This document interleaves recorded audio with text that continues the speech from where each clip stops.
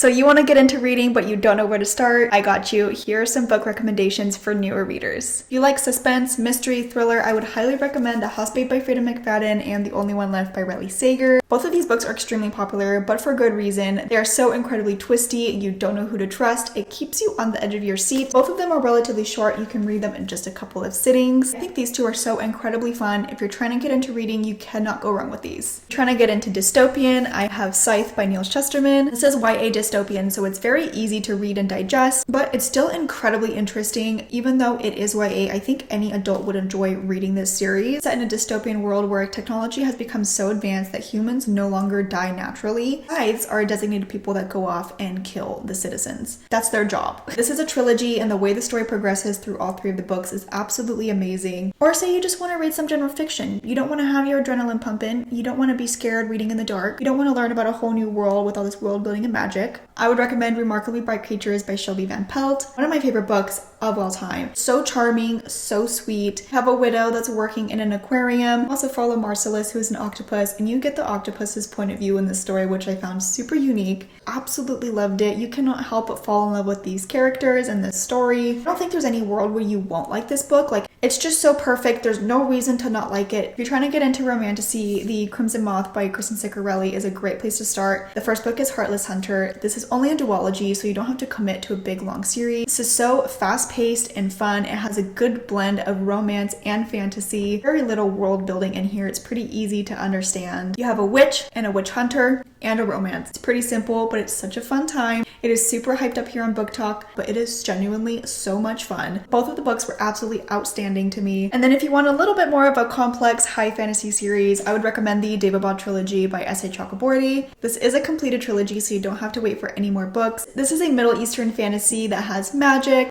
romance, adventure, mythical creatures, such a beautifully crafted world. S.A. Chakraborty's writing is so easily digestible. I absolutely loved spending time in this world with these characters. This is definitely one of my favorite fantasy series of all time. You have to try this one out.